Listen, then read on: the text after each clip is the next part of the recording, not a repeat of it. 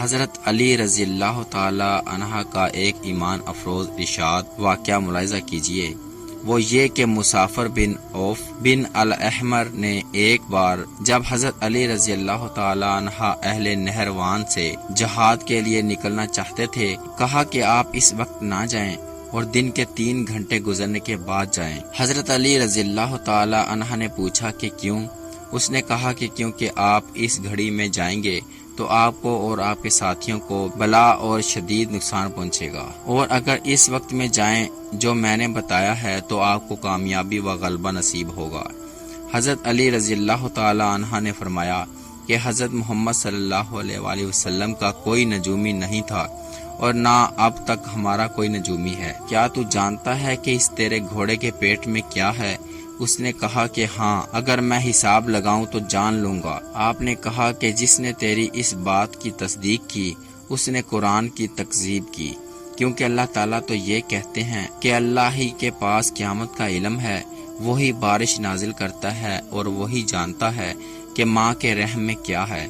حضرت محمد صلی اللہ علیہ وآلہ وسلم نے کبھی اس چیز کے جاننے کا دعویٰ نہیں کیا جس کا تو نے دعویٰ کیا ہے۔ کیا تو گمان کرتا ہے؟ کیا تو اس گھڑی وقت کو جانتا ہے جس میں سفر کرنے سے کوئی برائی لاحق ہوگی؟ اس نے کہا کہ ہاں۔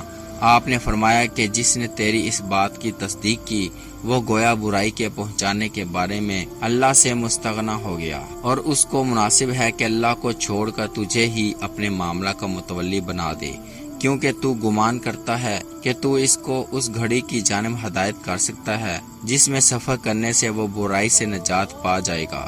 پس جس نے اس بات کو سچ سمجھا مجھے اس پر اندیشہ ہے کہ وہ اللہ کے ساتھ شرک کرنے والے کی طرف ہے۔ پھر آپ نے فرمایا کہ اے اللہ، کوئی فعال نہیں ہے مگر تیرا فعال، اور کوئی خیر نہیں ہے مگر تیرا خیر۔ پھر اس شخص سے فرمایا کہ ہم تیری تکذیب و مخالفت کرتے ہیں اور اسی گھڑی میں سفر کرتے ہیں جس سے تو نے روکا ہے۔ پھر آپ نے لوگوں کو دیکھ کر فرمایا کہ اے لوگو، تم علم نجوم سے بچو، مگر وہ جس سے خشکی و سمندر کی اندھیریوں میں راستہ پا سکو۔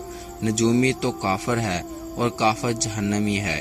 پھر اس شخص سے کہا کہ اللہ کی قسم، اگر مجھے یہ بات پہنچی کہ تو علم نجوم میں غور و فکر کرتا اور اس پر عمل کرتا ہے تو میں تجھے تیرے یا میرے رہنے تک حبس دوام میں رکھ دوں گا، اور جتنا میرے بس میں ہے اس قدر تجھ کو بخشش سے محروم کر دوں گا۔ اس کے بعد آپ اسی وقت میں سفر پر نکلے جس میں نکلنے سے اس نے منع کیا تھا، اور اہل نہروان کے پاس آئے اور ان کو قتل کیا۔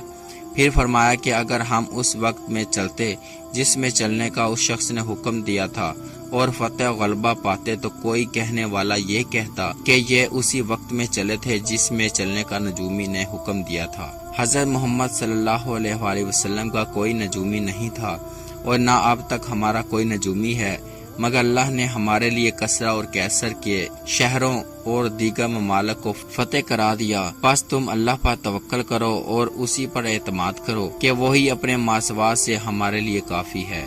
یہ ہے توکل علی اللہ جو انسان کو معرفت خداوندی کے نتیجے میں حاصل ہوتا ہے، جس سے انسان یہ سمجھتا ہے کہ میرا پروردگار میرا کارساز حقیقی ہے، مجھے کسی فکر کی ضرورت نہیں۔